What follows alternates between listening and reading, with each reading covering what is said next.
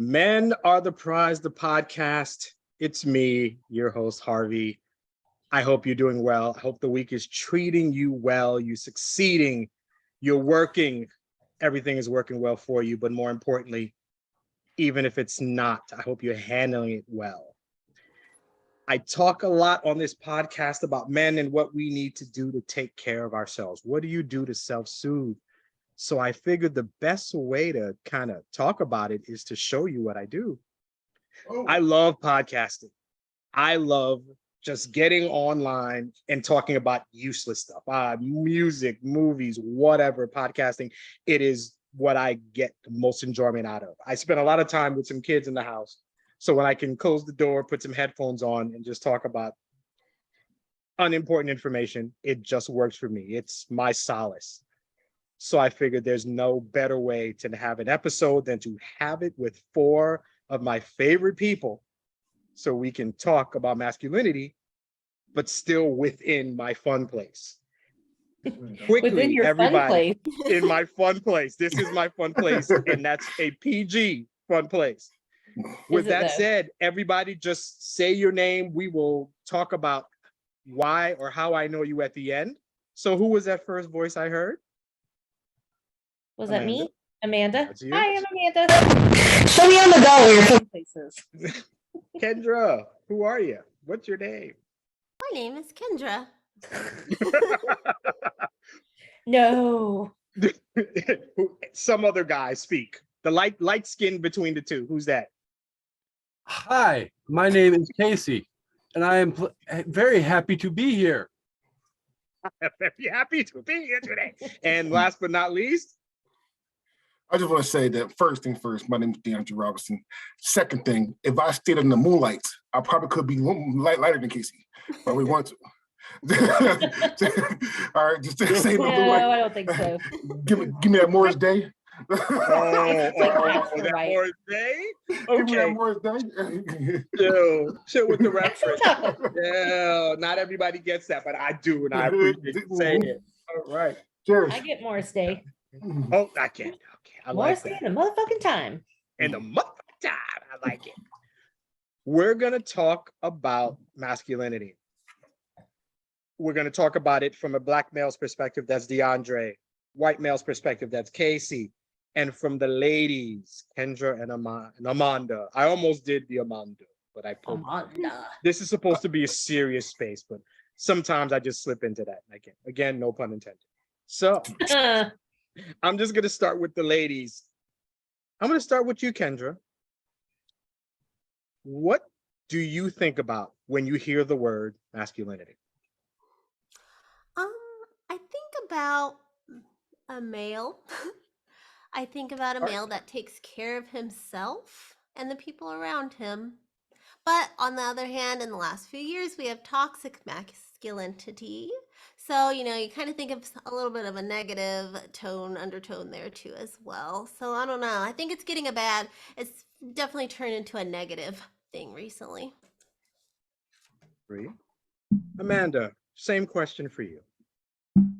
So I agree, but also kind of disagree with the toxic masculinity thing because that's been around for centuries. We've just now given it a name. And so, it sucks for men who are not in the toxic atmosphere that they have to deal with that stigma. But as women, we've dealt with stigmas forever. So, when I think of masculinity, yeah, obviously I'm going to think of a man. And, if I want to think about positive masculinity, it's going to be like what Kendra said, a man who is, a grown-up, responsible, takes care of himself, takes care of his family, can recognize his own feelings and, be an equal contributor in any relationship, whether it's romantic or not. So. Casey. Yes, sir. When you hear the word masculinity, what is the first thing that comes to mind? The first thing that comes to mind for me is I grew up mostly in a single parent family and with a mother that raised us to try and be as well-rounded and adaptable as we can. So to me, masculinity encompasses the whole aspect of being everything that you can be and being as well-rounded of a person as a whole as you can be. Okay. I like that. Good start.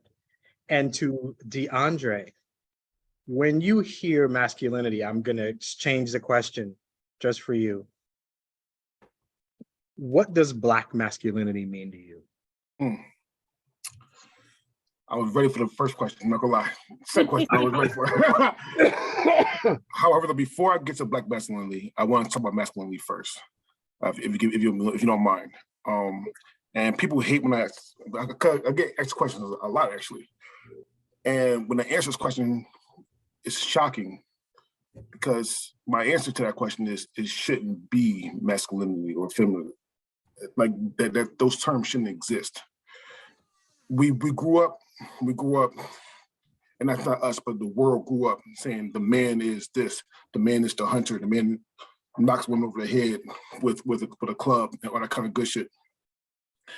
And that's like the toxic masculinity and masculinity came as a whole, where I don't mind if me personally, and it's just me, I'm not talking about anybody else, but I don't mind. I grew up with, like Casey, a single parent household. My mom was there. My dad was, well, fuck him. But I grew up more with a showing more feminist, but I grew up in the hood as well, grew up in the hood of Philly. So toxic masculinity was there. And I'm not gonna say I displayed some of that stuff as well. However, though, it took me to go to my boarding school and college and out to Oregon to see that sometimes that women can be masculine, men can be a little more feminine and still be okay in this world. So when it comes to masculinity, it shouldn't exist, and it does. Black masculinity, to me, because again, I grew up with a single household, everything I learned on how to be a quote unquote man, I learned from the streets, and I learned from 3 father figures in TV. And people laugh when I say this, but it's true. Uncle Phil, Carl Winslow, and Al Bundy. Those 3 were my dad. So everything I learned about being a man, I learned from them 3. So Black masculinity is going to be different for me because that's where I learned my masculinity from. Those the father figures that I got that taught me how to be a man. Quote unquote. All right. I like everybody's answer. That was just a starting point. I will just say for me, masculinity should be, I don't know if fluid is the right word. I don't know if you can have a general answer of that, because I think every man, no matter white, black, whatever, your version of masculinity should be your version. It should be how you are. It doesn't have to be, with societal norms, or whether you can take care of a family, or whether you can work, or whether you can hit somebody over the head. Being masculine is just being yourself. At least that's what I think it is. And of course, everybody has the right to their opinion. So that's where I stand. My next question, and I'm going to just start with Casey on this one. When we talk about masculinity, do you think that a man's sexuality should be part of the masculinity question? Honestly, I don't, just because, like you were saying, masculinity kind of sort of should be what it is for you as your masculinity. Your definition of masculinity may be different than what my definition is, or what Dre's definition is, or even what Kendra and Amanda's definition is. And these people are people just the same as you, I, whoever, and they have just as much of a right to be deemed masculine per se as everybody else. I mean, just because they prefer to like somebody of the same gender as they are doesn't make them any less of a person or a man or less of a woman because they like who they like. It is what it is. So no, in my opinion, honestly, sexuality doesn't factor into defining masculinity, in my opinion. What about you, Kendra? How do you feel about sexuality in regards to the masculinity question? I don't think it matters because then you have like trans men and some of them like they do go hardcore and they're like super like into manly things, but then you have like trans men like the drag queen Got Mick who, was born female, is now male, but still does drag and dresses very feminine passing. So I don't think it does matter. Like you said, it's all fluid, so it's kind of What do you think, DeAndre? Oh, Oh, I'm sorry, I didn't mean to cut you off. Go ahead. oh, who me or oh, Yeah. sorry. No, I 100% don't think it should be because of your gender. Because one, as we found out over the past 20 years that there are so many genders that it's hard to say which gender is masculine. Even if you go just the basic, quote unquote basic, and then I mean that, and I don't want to downgrade any other gender as well. But I'm talking about women, men and women. Some, like I said before, some women can be masculine, some men can be feminine and still be a man. Because God is truth. Well, I need to do this, but I grew up where I'm from that men shouldn't, take care of their feet or take care of their nails or stuff like that as a quote unquote feminine trait. I have ugly ass feet. And I need, I need to take care of them things. I need to take care of them. Listen, you could ask Emily. Emily hates when I rub my feet together because it's like Velcro. So I need to take. so I need to take. So I need to take care. So I need to take care of my feet. So I need to take care of my feet. I need to take care of my hands. I need to do like that. I mean, I'm still doing like, quote unquote worldly feminine things, but I'm still a man in my eyes. I'm still a part of this world as a man. So no, I do not think that masculine or femininity should be labeled as a gender with a gender. Okay. All right, Amanda, what do you think in regards to sexuality in regards to the masculinity question? I am fully of the same sentiment as what Dre said earlier, that I think masculinity and femininity, I can't ever say it, should not really exist. I mean, if you're going to be biological, yes, a person is born with a penis, therefore they're defined as a male. A person's born with a vagina, therefore they're defined as a female. Beyond that, everything is a social construct. And let's be real, the Christian Bible is basically the main thing that told us, as mostly a society, what it means to be a man, what it means to be a woman. And then that took off. Who cares? I don't care if you're gay, straight, bi, trans, whatever. You don't have to do certain things to be labeled as a man, in my opinion, or to be a woman. Like my stance is dinner roles, not gender roles. I like food, so yes. I love food. It's the whole gender thing is a social construct, and I think in recent years we've been breaking that down and kind of deconstructing it, and I think that's a good thing because, like George is standing here, I'll joke with him about, well, you're the man, you should do this. Well, I don't really believe that. I mean, I can take out the trash, he'll do things for me because it's important to me, not because I'm the man. Like, it's just be a good person and be who you want to be. Do you expect George to take care of you in case something bad happens? Is he your protector? We're each other's protector. I mean, yes, I do. If something bad happens, I expect him to be there for me emotionally, physically, in whatever way. But it goes both ways, and that's because we're married, not just because he's a man. Okay. DeAndre, you got your hand up, so I'm expecting a deep, powerful response. So I'm going to talk about the taking care of your spouse thing. You just ask Amanda. Mm-hmm. I feel like that's their answer should be yes, but in different ways. Now, I said this on my podcast a couple years ago. I said it on my Facebook that I go through seasonal depression. I do. Christmas time is the hardest time for me. Hands down, the hardest by Amanda. Hands down, hands down, the hardest time for me.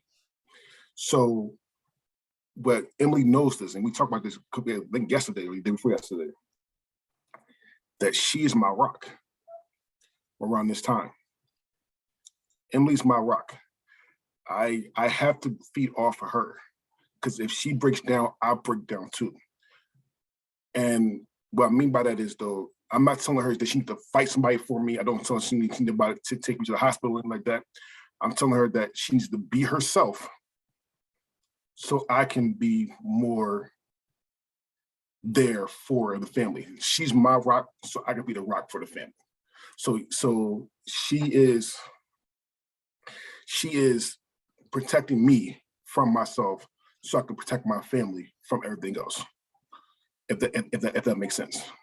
So that answer should be, for me personally, is yes. She's definitely going to take care of me if I need it, but only the things I really need to take care of. All right, I'm gonna tighten the question up a bit. Casey, Yes. if you are with let's just say you are with a woman and a fight breaks out, and I appreciate, and I asked it, probably should have narrowed down a bit. If a fight breaks out and physically you would need to protect that woman, do you consider that as a masculine trait? Are you being a man when you handle that situation, or are you just being a person? To me,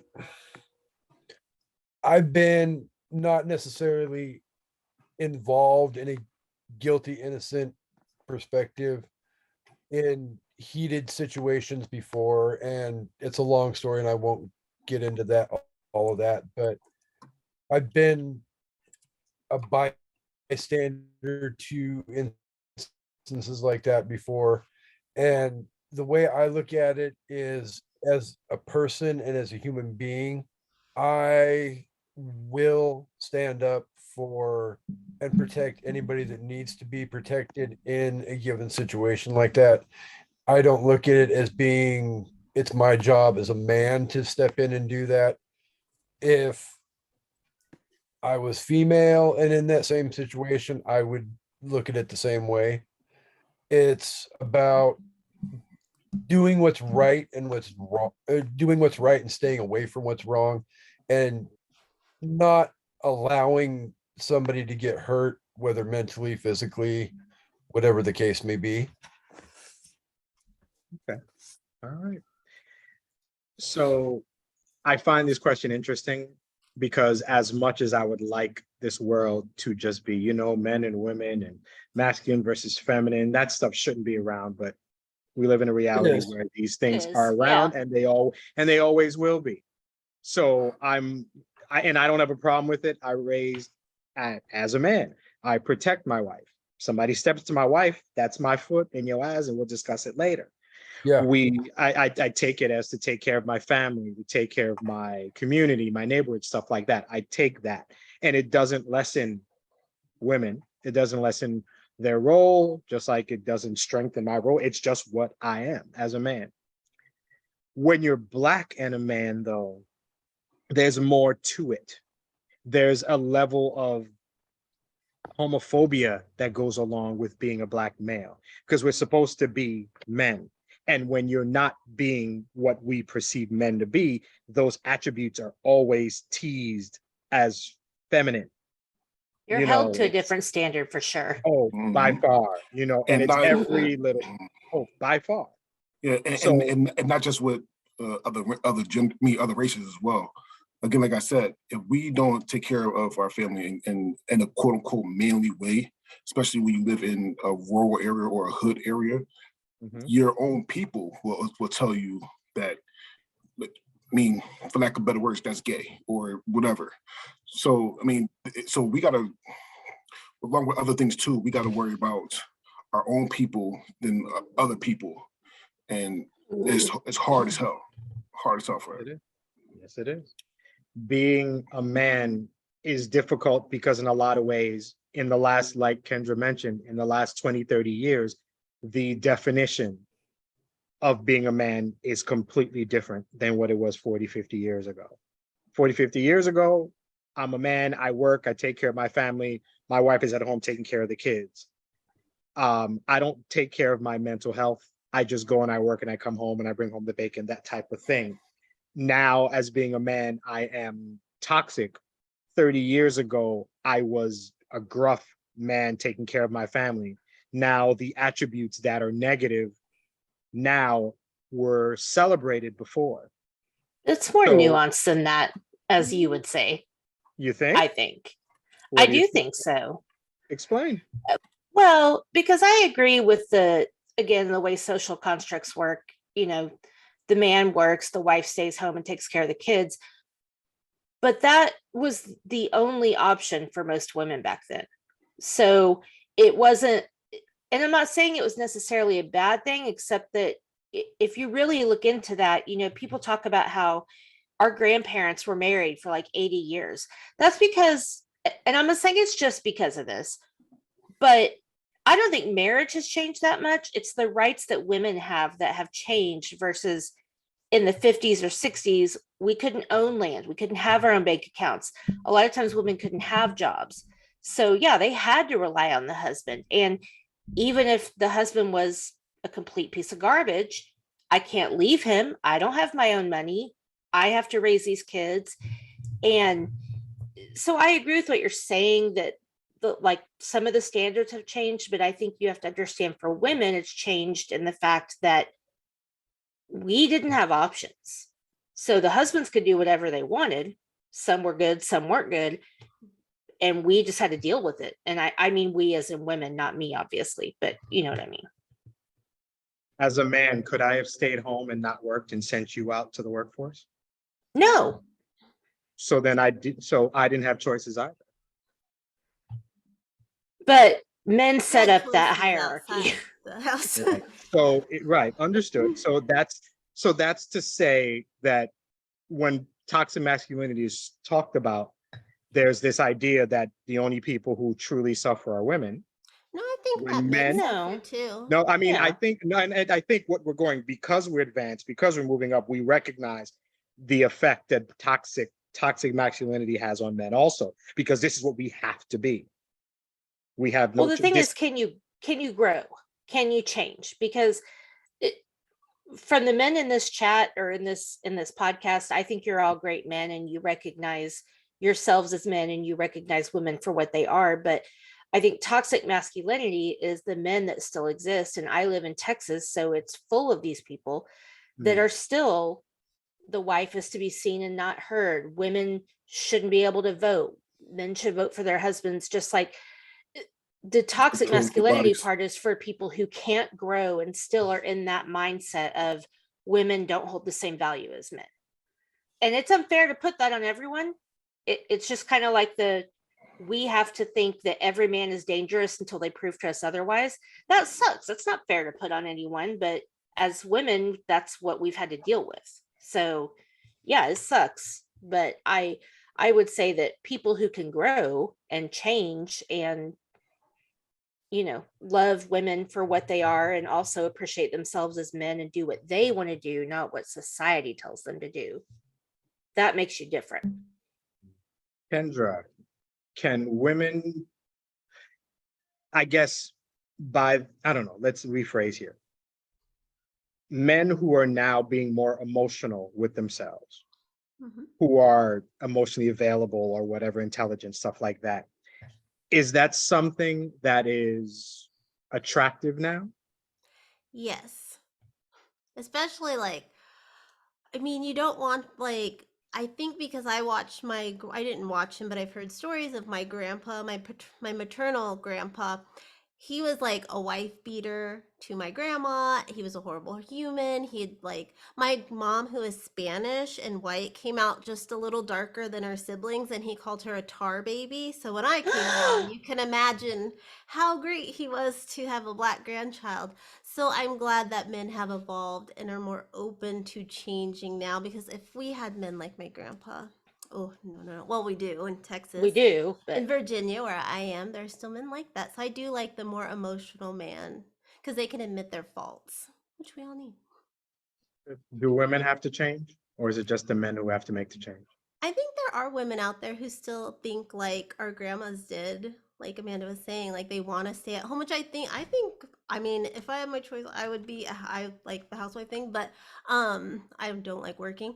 But I think that but that's a Yes. choice you make Yeah, together, see, not like, yeah, that. that's the Yeah. choice part. Like, they're not forcing us to stay home, forcing us to have children that we may or may not want. So, yeah, I think that too.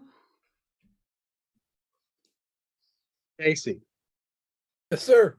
if you could pick one trait that is attributed to femininity that we could move over to the masculine side, which one would you take? And it would be a masculine trait from then on. So we couldn't have it anymore? Yeah, let's just say we take it from you. Okay. Let's say something that is Damn predominantly patriarchy. yeah, something that is seen as a feminine trait. And now we get to take it and it comes over and women don't have it anymore. What trait would you bring over to being to the man side? Okay, I can't necessarily speak for, I mean, I've been to like Dre's neck of the woods in Oregon. I've been obviously on vacation and visited Amanda and George down in Texas. And I've been in those environments and I've seen things and how people are in those environments. And I will honestly just speak for where I live in Washington. And one of the big things that I know women, I don't necessarily want to say complain about, but I think women are more classified as being the communicator, and men aren't necessarily as open to reciprocating that for them.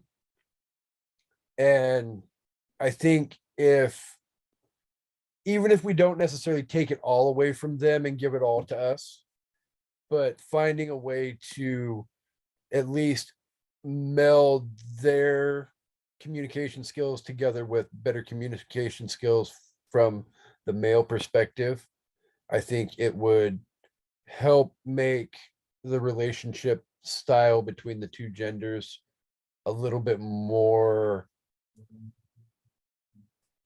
cohesive. Okay. DeAndre, why do you think it's hard for men to communicate with significant others? Because we wasn't trained to. Exactly right. That's 100% true. We weren't trained to. That wasn't our. I mean, we talk about old school things, but and I know a lot of people hate saying, "Oh, this is so far ago." But that shit back there, that shit molded us to who we are now. 60s, 50s, 40s slavery. That shit molded us right now. We weren't trained to communicate, even during slavery times. I'm going to blacks right now. Even during slavery time, the men that were quote unquote married to black men, black slaves that was married to black women at the time, still had the mentality of massa, and we don't talk to you. You do what I say. And black women at the time had it so fucking hard because the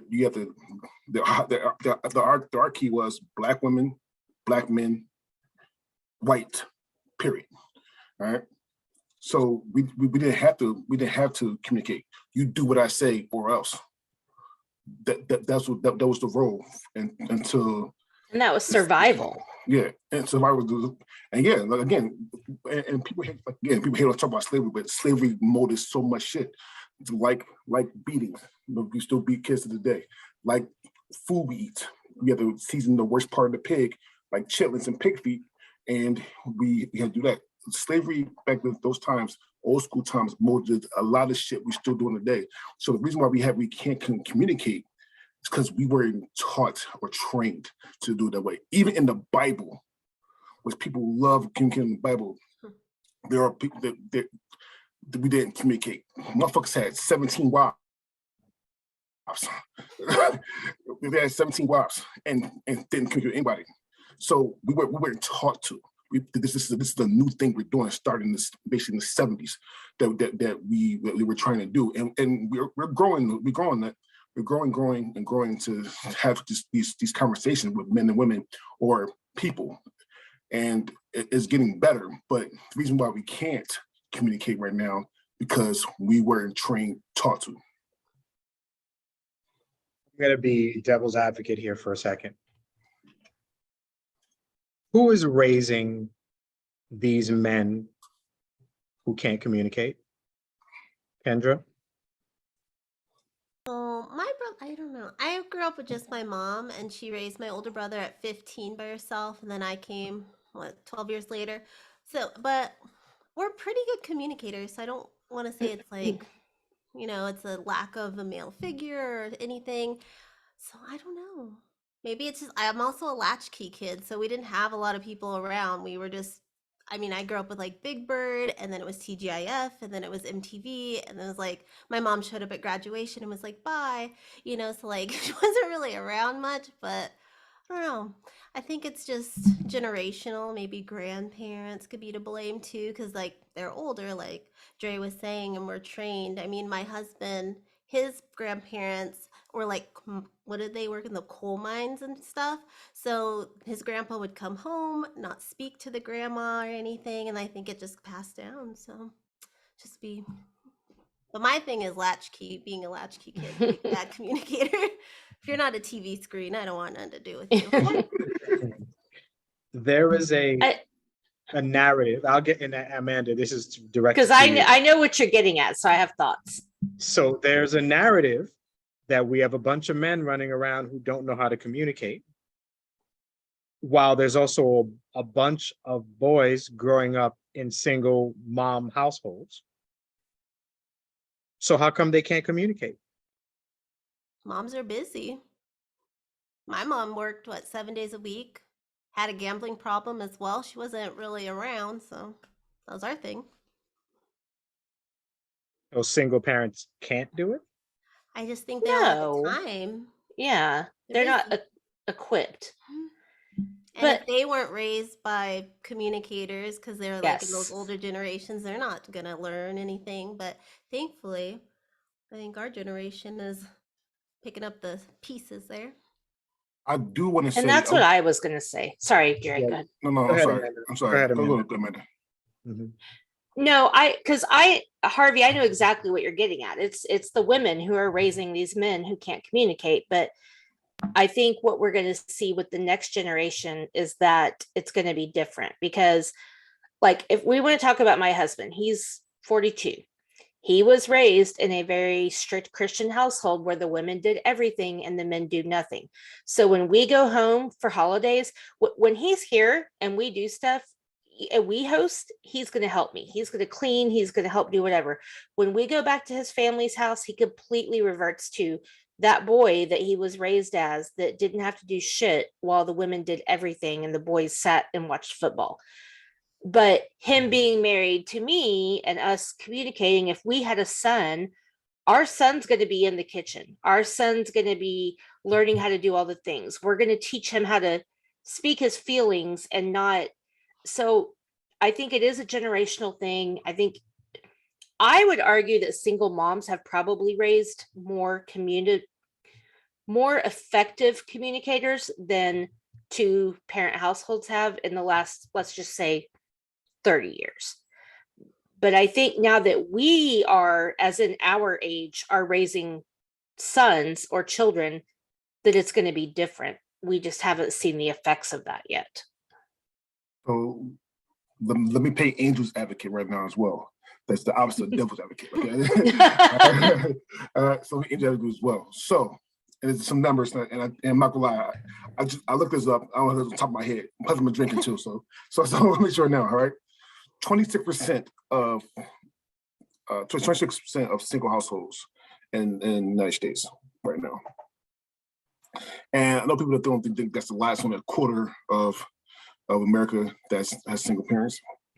However, though, going back to devil's advocate, out of that 26%, 65% are Black. So that's actually a really good question to think about, because you were asking who's raising these kids, and they are in 25% of the world is a single parent. So realistically, on that stat alone, you'd be like, oh, then you can't really blame single parents.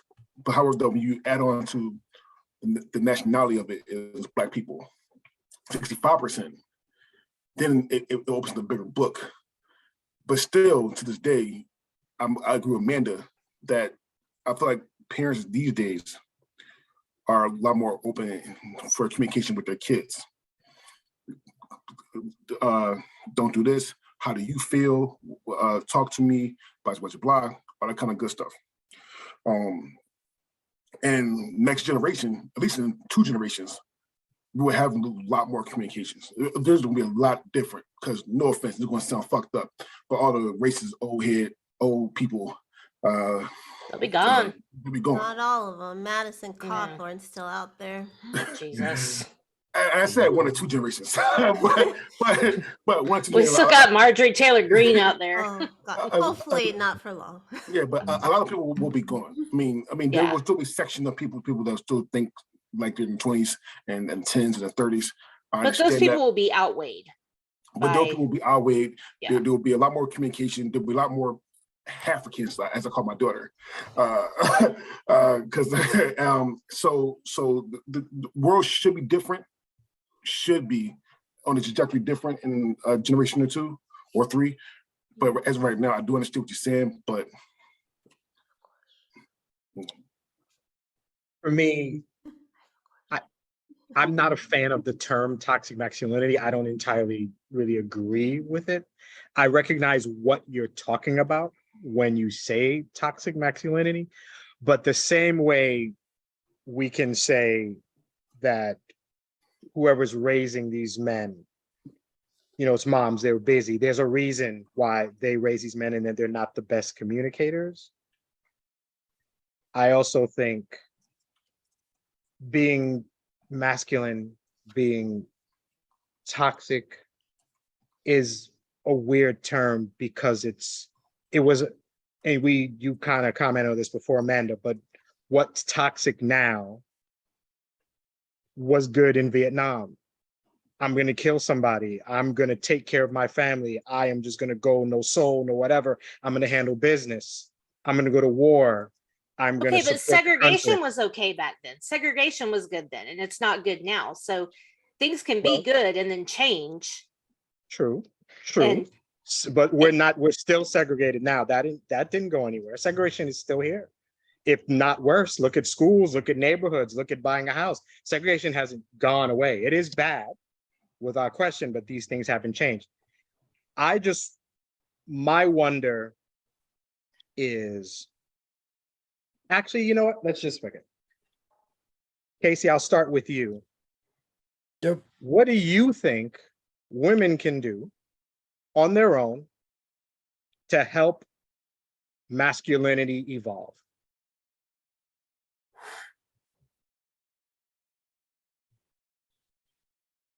That's a tough question. But we want to know. We would like to be able to properly communicate effective answers so that we can be better partners. But we want you to do that already. So what's stopping you? Well, there's a lot of men who communicate and don't get the response that they get. What they get is ridiculed for it. Communicating with our women, with our significant other, and telling them how they feel, what kind of day they had, depression, anxiety, suicidal thoughts, and 2 months later, it comes back in an argument.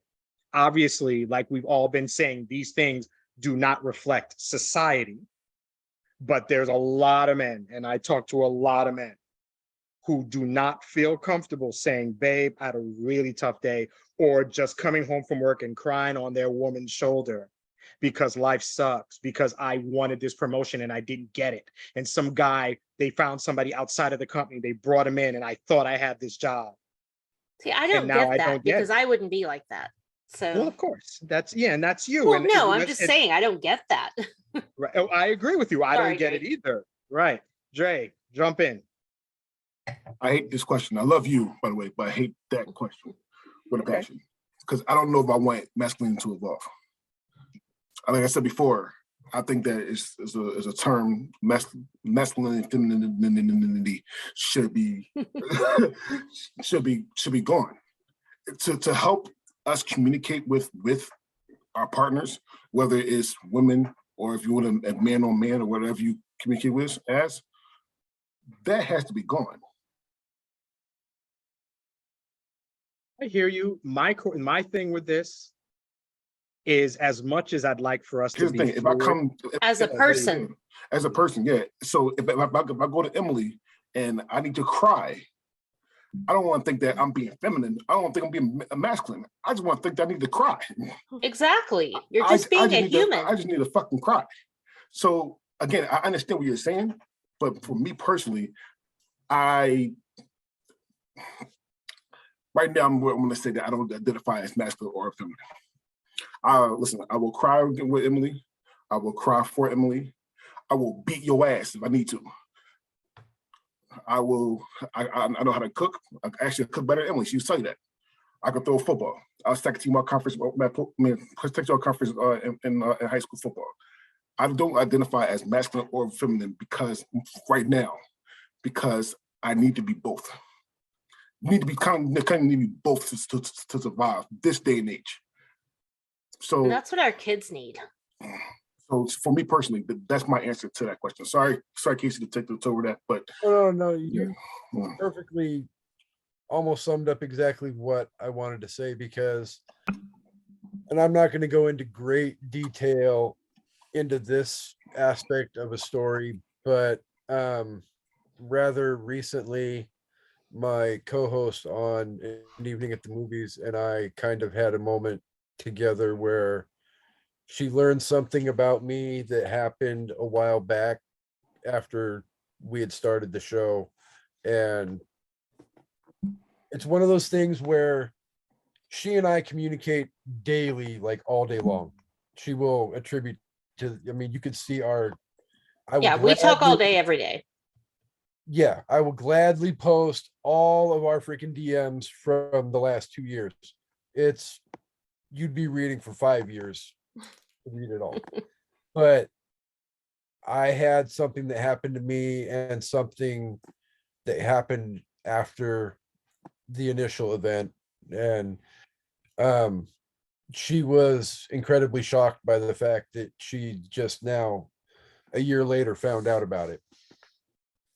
And not that I have a right to be, but I was hurt that I didn't know because I felt like I had been a good enough friend that he would have confided in me. And I think that's where men are still struggling with how to communicate with people, their feelings and their needs, because I would have thought for sure Casey will tell me anything. And generally, know. for the most part, I will. But yeah. We okay, are I'm just going to say this because I know this is a safe, non-judging environment. Mhm. But something happened to me last summer, and ultimately a month or so after that happened, I attempted suicide. So, and that was something I was there the whole time talking to you. That's how I don't understand how I didn't know. And that's exactly one of those huge gaps in communication. Absolutely nothing against Amanda as a friend, I take it that way. As you know, we call each other plobsters because we're platonic lobsters. And I didn't, withholding that from her, I did not want to hurt her, but at the same time, No, one, I about me, wasn't but- sure exactly how to communicate that. And as well, there was a thought in the back of my head about not being strong enough to deal with what I was going through at that time. So, well, because Dre's right. You guys weren't raised to, most men your age were not raised to be emotional. So, or to No, deal with your, or even have emotions. and that's Just part of the stick thing it where down. Don't be a girl. is because my single mother that raised me encouraged us to be emotional and share our emotions, and you're not less of a man for crying in front of anybody, whether it's a guy friend or whether it's your girlfriend or your wife or whatever. But at the same time, I don't necessarily think, in somewhere in my brain, I wasn't always comfortable with being that vulnerable, which was probably part of the reason why I withheld that information from my best friend. And honestly, after telling her and realizing that it upset her that I held it from her, I was upset with myself for doing that, because that wasn't my intention by withholding that information from her. That's not your burden to carry, though. My feelings are my own feelings on that. No, but at the same time, I'm conscious enough with my actions that I don't want to hurt people. I don't want to hurt you. I don't want to, any one of the other four of us in this group, I respect and care for everybody in this network. And I've said it before and I'll say it again. Even in the early stages of us gelling together as a group, I consider all four of you family. So, the last thing I want to do is ever hurt any of you guys. I don't want to hurt anybody to begin with, period. But,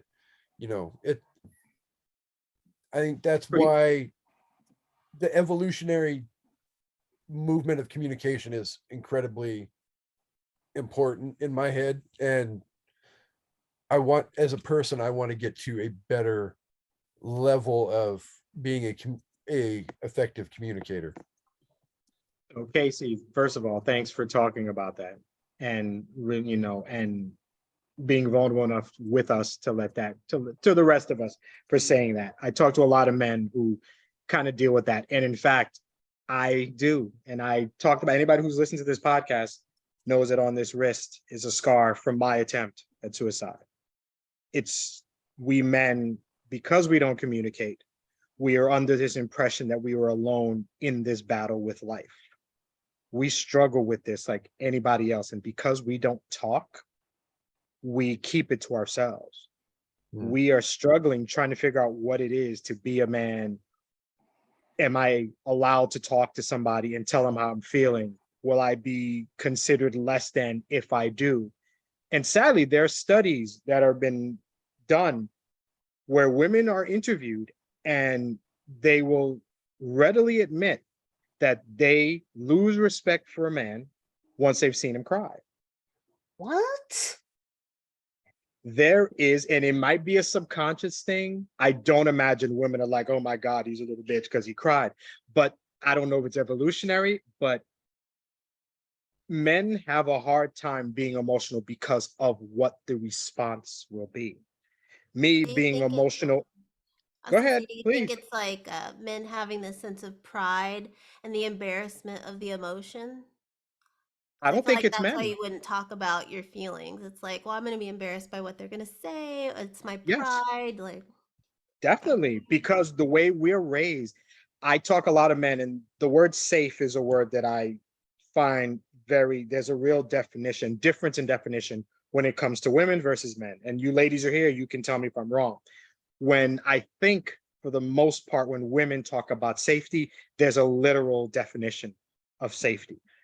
I can't walk out of the house. I have to be, and you say this, and as respectful as you are, and you know us, you still have to be leery of men in general, because you don't know what men are going to do, even though 99% of men are probably not going to do anything to you. But there's a group of men who are so bad that you have to assume everybody else is. So safety is literal. Will I make it to that parking lot without having to hold my key out so I can stab some guy if he attacks me? Men, when we talk about safety, is Casey. I tried to commit suicide. Do I trust anybody enough to say, you know what, I committed suicide, and not hear it a month later from somebody else because I can't trust you to keep that to yourself or to ridicule me because I did it? Being a man, there's levels to it that can't be explained to women, and there's multitude of levels of being a woman that you can not explain to a man. And I think what we've got here is that man, being a man, has been just cut down to toxic masculinity versus masculinity, when there are so many levels to it. There's so much to being a guy, because not all women are the same. So being a man is different for what Kendra thinks versus what Amanda thinks, versus what Carice thinks, versus what Emily thinks, versus what Casey's mom thinks, or anyone. Being a man is not this definition. We feel like we're kind of jumping from side to side. I could be a man to Emily, but am I being a man to my mom? There's different definitions of what being a man is. And that's kind of the lane that we're in now. Am I a man if I open that door for that woman, or am I being misogynist by opening the door for her? Am I being a man by putting up those counters, or, you know, or helping her with a computer or whatever? Or am I assuming that she can't do it because I tried? There's a lot to it. And I think that's what a lot of men are navigating, trying to figure out what being a man is. I'm going to kind of calm it down because it got all serious up in here. Can I say something? Yeah, please. So I want to say, I guess I can only speak for myself, but among a bunch of women I've talked to, I think toxic masculinity has been thrown around as like, oh, now we all have to be ashamed because we're being men. Toxic masculinity is using male defining characteristics to hold down women. And so I think that everybody's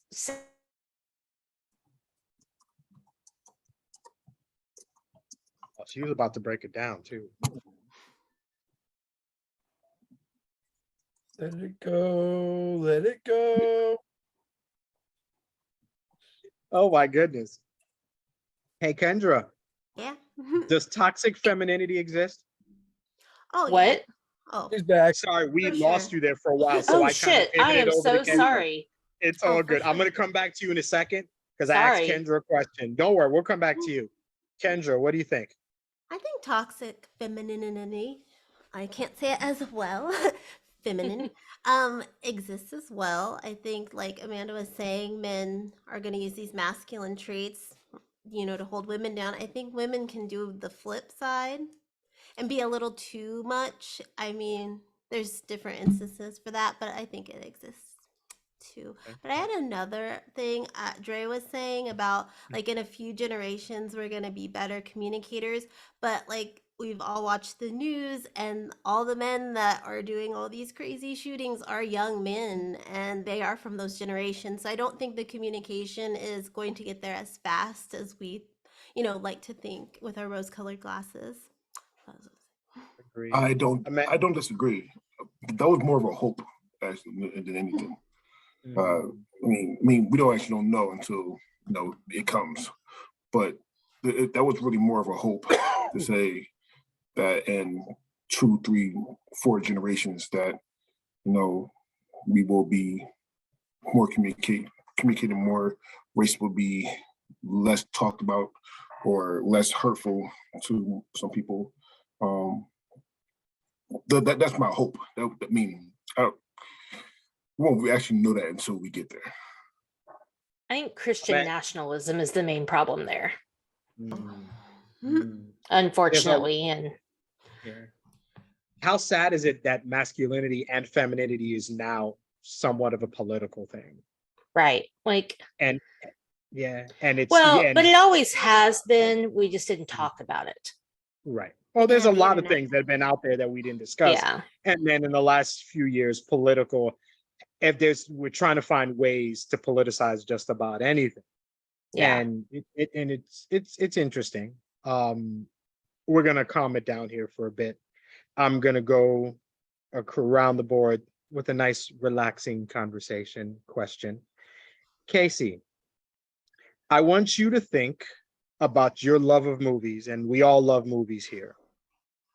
If you could think about, give me the most emotional male character you can think of in movies, who would it be? Ooh. And I think if you take a second, it's pretty obvious who your pick would be because I know you. Who do you think is the most emotional masculine figure in film? I Is that might masculine or feminine? Emotional. The most emotional masculine character in film. I might go. I can go in two different directions with this, and I'm not necessarily sure if it's the ones you're thinking of, Say but whatever you think. I'm going to go with probably one of my top 3 favorite movies of all time is and forever will be The Crow. And people may scoff at that, look down their nose at me for it, but the whole premise of that entire movie is Brandon Lee's character Eric Draven being in love with the love of his life, and they're both murdered by a gang, and he comes back from the dead to right the wrongs of their deaths. And to me, that character is a very physically strong, aggressive, for lack of a better term, fuck you for doing what you did to me. You're gonna fucking pay for this. But yet at the same time, he's still incredibly emotionally vulnerable he's having to deal with the fact that he came back from the dead a year after his death. His loved ones that he left behind have had time to grieve and move on from his passing. And he interacts with some of these people throughout the movie, and it causes little emotional moments throughout the entire telling of the story. So that would probably be my answer to the question. For me, because I know your love of film, and in a movie in particular, I find the dichotomy of John Coffey, a huge, large man, That was the second one I was going with. right, who is incredibly emotional, who we know will die in the film, but is as emotional as there is. You might call him feminine, but he's bigger than you will ever be in your life.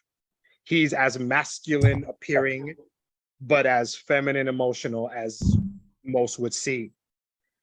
I think, go ahead. Even with the whole idea that and Amanda's going to hate me for going to this point, but the portrayal of that character by Michael Clark Duncan and the actual character of John Coffey, and then the fact that I've seen that movie probably at least 100 times, and every damn time he sits in that damn chair and looks at Tom Hanks in the eye and tells him, "Please, boss, don't put me in the dark."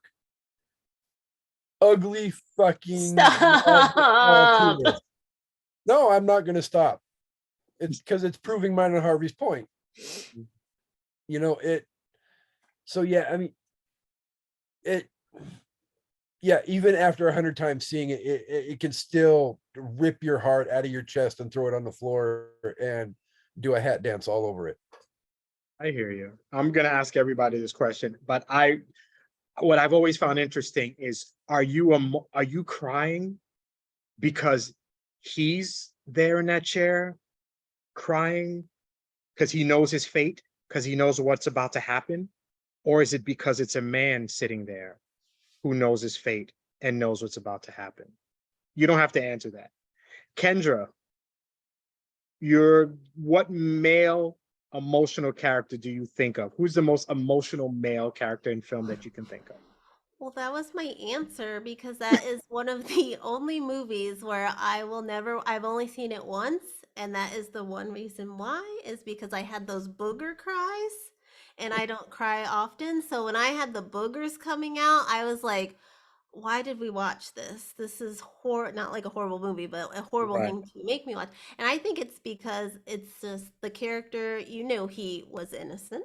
And also like I don't like seeing men cry, but I don't like seeing black men cry. I think it has something to do with my dad, and like my dad is in his 80s. So my dad lived through all that back in the day. Mhm.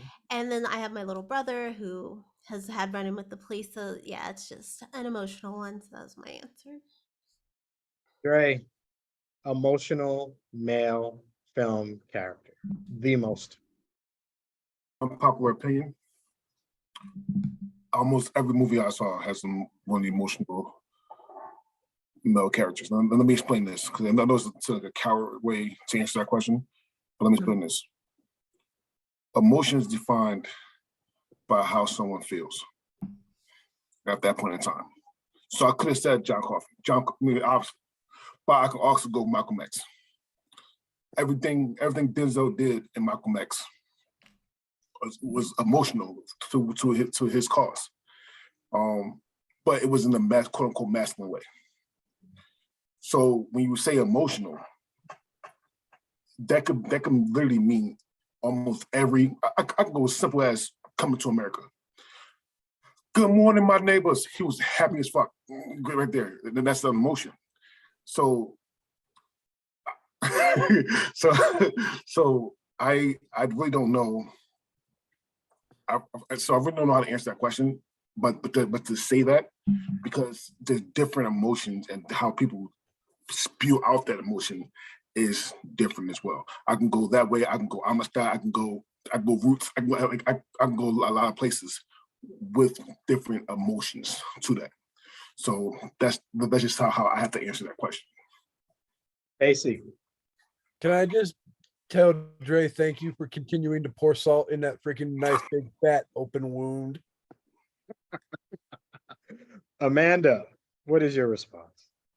I'm gonna go with Gomez Adams because I think that he is the over exaggerated epitome of what women want. He adores his wife. He worships her. He tells her how amazing she is. He's vulnerable and sweet and makes romantic gestures and is still quote unquote a man. For whatever that means, but I think, he's just, for me, he is the one of the epitomes of positive masculinity, if you want to label it that. He's open and honest and vulnerable and expresses his emotions, and that's honestly what we want for the most part. I mean, obviously he's exaggerated, I get it, but you know what I'm saying. Excellent. I asked that question and I kept it vague on purpose. I didn't say, overtly emotional or crying or whatever.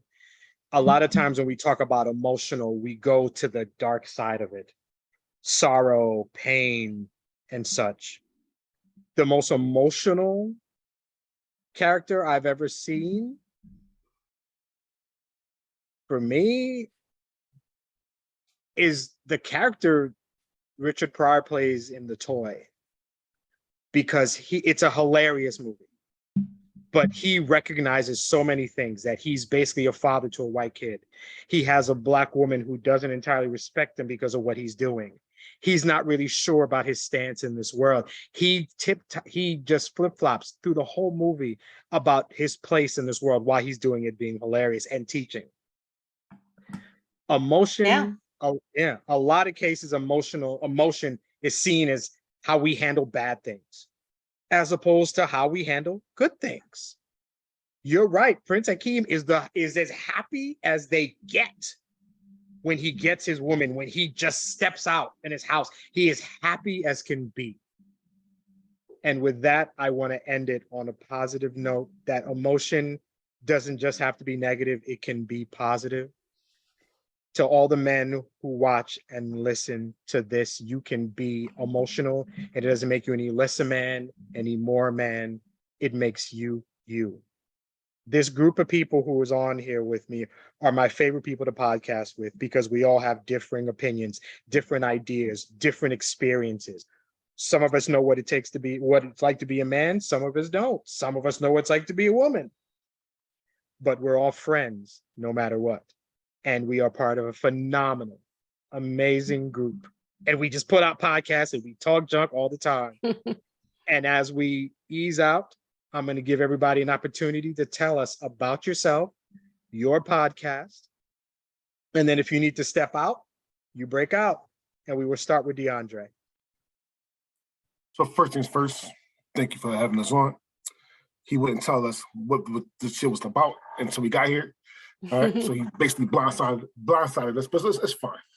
All right, my name is DeAndre Robinson. I am one of the hosts of Masturbators and everything Masturbators with the drafts, brackets, and maybe still think about doing Welcome to the Cookout.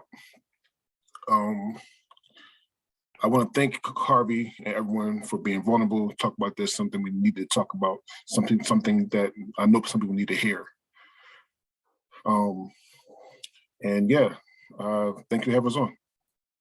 Thank you for speaking and being vulnerable. I appreciate it. Kendra, how can people find you and what should they know about you? You should know that I am the host of the Crushgasm Podcast. Also, thank you for having me. If you like to talk about crushes and just like slumber party talk, that's what Crushgasm is about. And it is at crushgasmpodcast.com.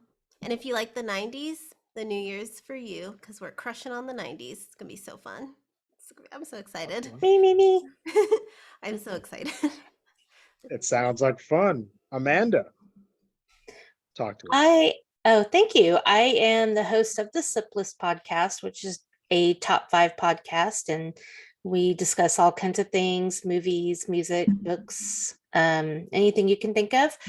And Harvey, thanks for having me. And this was a great discussion. I'm super excited about it and hope that I lended some information and I learned some stuff too. So thank you.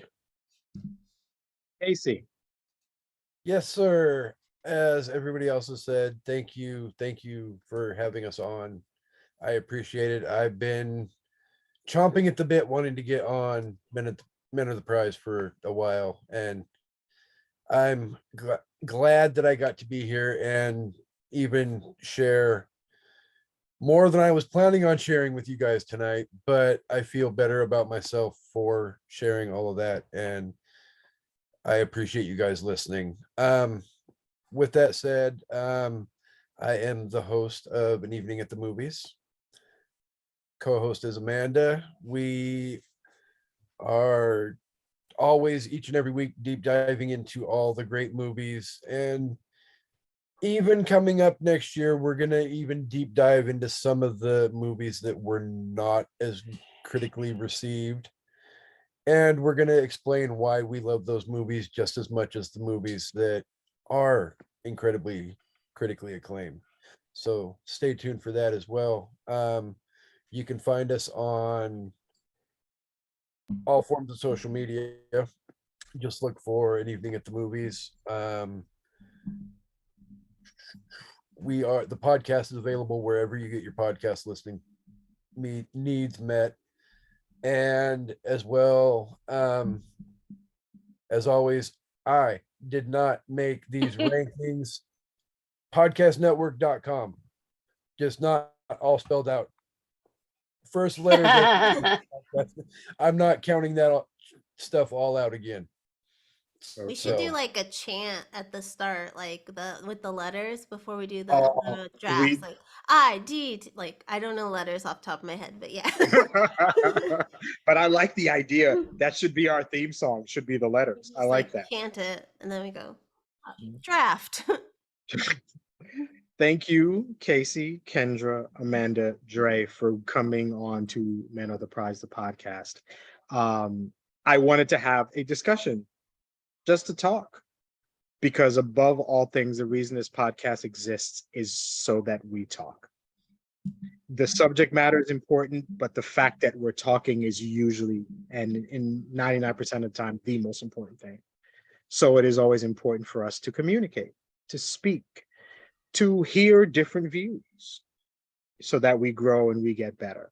And there was no better group of people to do it with than the people I am a part of a group with. We do podcasts, we do it for fun, we love it.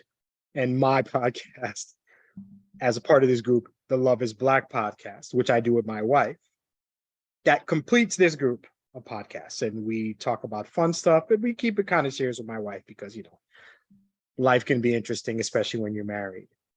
I'd like to end this by saying thank you to everyone, and to the men who listen and watch. Never forget, ever forget that you are the man and you are the prize. Have a good one.